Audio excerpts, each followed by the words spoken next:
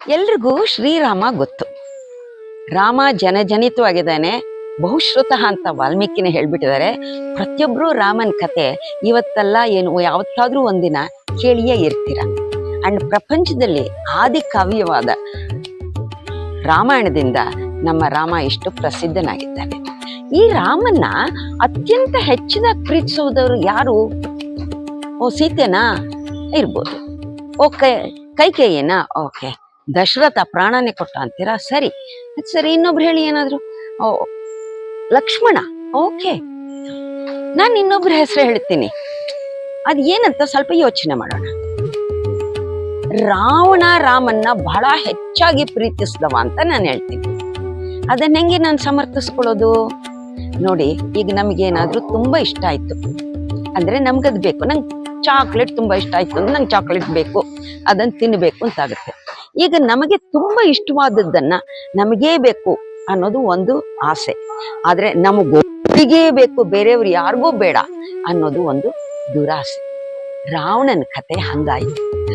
ಅವನು, ನೀವು ಹಳೆ ಕತೆ ಕೇಳ್ದಂಗೆ, ಅವರು ಸ್ವರ್ಗದ ದ್ವಾರಪಾಲಕರಾಗಿದ್ದ ಜಯ ವಿಜಯರು ಪರಮಾತ್ಮನಲ್ಲಿ ಅಷ್ಟೊಂದು ಪ್ರೇಮ, ಭಕ್ತಿ, ಪ್ರೀತಿ ಇಟ್ಕೊಂಡವರು ಶಾಪಗ್ರಸ್ತರಾಗಿ ಭೂಮಿಗೆ ಬಂದವರಲ್ವಾ ರಾವಣ ಕುಂಭಕರ್ಣ. ಅಷ್ಟು ಪ್ರೀತಿ ಅವನಿಗೆ ರಾಮನ ಮೇಲೆ. ಆದರೆ ಆ ಅಸುರಿ ಸ್ವಭಾವದಿಂದ ಅವನಿಗೆ ರಾಮ ತನಗೇ ಬೇಕು ಮತ್ತು ತನಗೊಬ್ಬನಿಗೇ ಬೇಕು ಅನ್ನೋ ದುರಾಸೆ ಬಂದ್ಬಿಟ್ಟು, ಆದ್ರಿಂದ ಅವನೇನ್ ಮಾಡ್ದ, ರಾಮನ ಕೇಳ್ದ, ನೀನ್ ನನಗ್ ಬೇಕು, ನನಗೊಬ್ಬನಿಗೇ ಬೇಕು.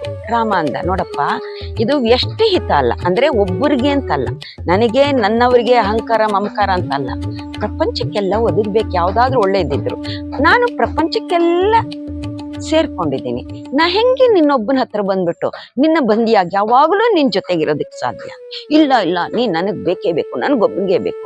ಸೀತೆನೇನ್ ಮಾಡ, ನಂಗ್ ಸೀತೆ ಲಕ್ಷ್ಮಣ ಇವರು ಯಾರು ಬೇಡ, ದಶರಥ ಯಾರು ಬೇಡ, ನೀನ್ ನನ್ನೊಬ್ಬನಿಗೆ ಇರ್ಬೇಕು ಹಠ ಮಾಡ್ದ ರಾಮ. ಅದಕ್ಕೆ ನೋಡಪ್ಪ, ಸಮಷ್ಟಿ ಹಿತ ಯೋಚನೆ ಮಾಡುವ, ಇದು ಸಾಧ್ಯವಿಲ್ಲ, ಇದು ನಿಯತಪೂರ್ವಕವಾಗಿಲ್ಲ ಅಂತ ಹೇಳ್ತಾರೆ. ಆ ರೋಷದಿಂದ ಯಾವಾಗ ತನಗೆ ಸಿಕ್ಕಲಿಲ್ವೋ, ತನಗೆ ಬೇಕಾಗಿದ್ದು ಇನ್ಯಾರಿಗೂ ಸಿಕ್ಬಾರ್ದು, ಯಾರಿಗೂ ಇದಾಗಬಾರ್ದು ಅಂತ ರಾವಣ ರಾಮನ್ನ ಕೊಲ್ಲೋದಿಕ್ಕೆ ಉದ್ಯುಕ್ತನಾದ ಅಂತ ಒಂದು ಭಾವನೆ. ಇದರಲ್ಲಿ ಏನಾಗತ್ತೆ, ರಾಮನ್ ಕೊಲ್ಬೇಕಾದ್ರೆ ಅವನು ಅಜೇಯ. ಆದ್ರಿಂದ ಅವನೇನ್ ಮಾಡ್ದ, ಬೇರೆ ಈಗ ಊಟ ಮಾಡುವಾಗ ಬಿಸಿ ಬಿಸಿ ಆದ್ರೆ ಕೊನೆಗಳಿಂದ ಆರಿ ತಿನ್ನೋ ಹಂಗೆ ಅವನ್ ಕಡೆಯವ್ರನ್ನೇ ಒಬ್ಬೊಬ್ಬರನ್ನಾಗಿ ಅಟ್ಯಾಕ್ ಮಾಡ್ಕೊಂಡ್ ಬಂದ. ಯಾವಾಗ ಅವ್ರನ್ನೂ ಕೊಲ್ಲೋಕ್ಕಾಗ್ಲ್ವೋ, ಸೀತೆಯನ್ ಅಪಹರಣ ಮಾಡ್ದ, ತನ್ನಲ್ಲಿ ತಂದಿಟ್ಕೊಂಡ, ಅವಳಿಗೆ ತೊಂದರೆ ಕೊಡ್ತೀನಿ ಇಂದ. ಆಗ್ಲಾದ್ರೂ ರಾಮ ಬರ್ತಾನೆ ಅಂತ ರಾಮ ಬಂದ, ತನ್ನ ಸಮಸ್ತ ಸೈನ್ಯದ ಜೊತೆಗೆ ಬಂದ, ವಾನರ ಭಲ್ಲೂಕ ಸೈನ್ಯದ ಜೊತೆಗೆ ಬಂದ. ರಾವಣ ಏನ್ ಮಾಡ್ದ, ತನ್ನ ಒಬ್ಬನ ನಾಶವನ್ನಲ್ಲ, ತನ್ನ ಇಡೀ ಸಂಸಾರ, ಕುಲ, ಊರು ಎಲ್ಲಾದ್ರೂ ನಾಶ ಆದ್ರೂ ಚಿಂತೆ ಇಲ್ಲ, ರಾಮ ಬೇಕೇ ಬೇಕು ಅಂತ ಯುದ್ಧ ಮಾಡ್ದ. ಆ ಯುದ್ಧದಲ್ಲಿ ಯಾವಾಗ ಸಿಕ್ಲಿಲ್ವೋ, ನಾನೂ ಇರೋದು ಬೇಡ ಅಂತ ತನ್ನ ಪ್ರಾಣನೇ ಅರ್ಪಣೆ ಮಾಡಿಬಿಟ್ಟ. ಇದು ರಾವಣನ ಅತ್ಯಂತ ಪ್ರೀತಿ. ಆದ್ರೆ ಇದು ಒಂಥರ ದುರಾಸೆ ಅಂತ ಪ್ರೀತಿ ಅಂತ ನಾನು ಅಂದ್ಕೊಂಡಿದ್ದೀನಿ.